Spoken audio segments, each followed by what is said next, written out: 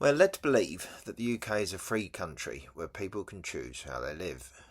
But that idea becomes suspicious the moment people try to step outside the normal housing system. Because for decades, anyone attempting to live collectively, cheaply, nomadically, or outside conventional property structures has repeatedly collided with the state. Once people began travelling in convoys, living in buses, trucks, and caravans, gathering on common land and creating temporary communities, the reaction became increasingly hostile. So why does alternative living become treated as a threat the moment it becomes visible? I should say, this is Living on the Road, Waterways or Off-Grid in the UK, Dickie Drebb. This is part 5 in the video series where it's on chapter 1, Types of Travellers and Off-Grid Folk. So we're on to now, we did gypsies at the last one, so we're now doing a short history of New Age travellers. So the full history of New Age traveller movement is far too complex to summarise in a few pages, although I'll show you a book that does do it in a minute. It stretches across several decades and intersects with earlier travelling cultures, countercultural movements, protest politics and the development of the UK's free festival scene. Rather than attempting to retell that entire story here, readers interested in the background should refer to a more detailed account provided in the accompanying history document and to the excellent the other books which are listed in the bibliography, not just mine. In very broad terms, what became known as the New Age Traveller movement began to take shape during the 1960s and 1970s. The counterculture of that era, hippies, anarchists, free festival organisers, and various dropouts from mainstream society, began experimenting with communal and mobile ways of living. Vehicles were converted into homes, small groups began travelling between festivals and gatherings, and informal communities formed around shared ideas of autonomy and alternative living. By the late 1970s and early 1980s, this loose network had grown into what became known as the Convoys, a group of vehicles travelling together between festivals, camps and temporary sites. The most famous of these was the Peace Convoy, which became closely associated with the Stonehenge Free Festival and other gatherings across the UK.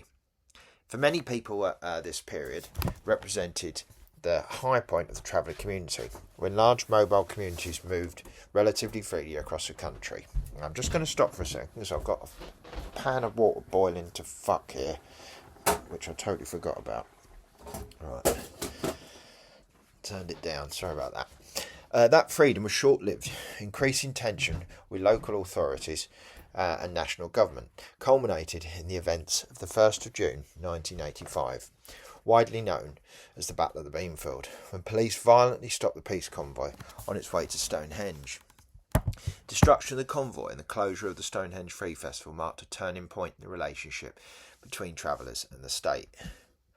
The movement did not disappear, but it changed. During the late 1980s and early 1990s, travellers became closely linked with the emerging rave and free party scenes.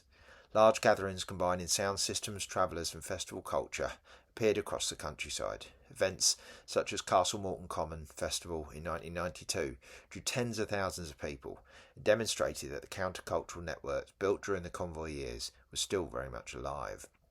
The government response came in the form of the Criminal Justice and Public Order Act 1994. Legislation that specifically targeted travellers, free festivals and rave culture. This marked another major shift, pushing many activities underground or forcing communities to adapt in order to survive. Since then, the traveller scene has fragmented and evolved. Some people moved to mainland Europe, others settled into smaller communities within the UK, and new forms of mobile living, including modern van life and vehicle dwelling, have emerged alongside the older travelling traditions. The story of the traveller movement is therefore not a closed chapter, but an ongoing one. And for a fuller account, there's a book I wrote last year called New Age Travellers: A History, and that's you can find that with a simple Google search. I also did I've read that book live, so you can get the video series on the same on my site, which I'm posting this to. So the conflict was never just about festivals, convoys or caravans. It was about control over land, movement and visibility. And if that's true, then modern arguments around van life, off-grid living and traveller sites may simply be newer versions of the same underlying struggle. which means the issue may not just be where people park, gather or live. It might actually be how much freedom people really have once they step outside the normal economic model. If that's the case, what happens as people begin trying to live differently again?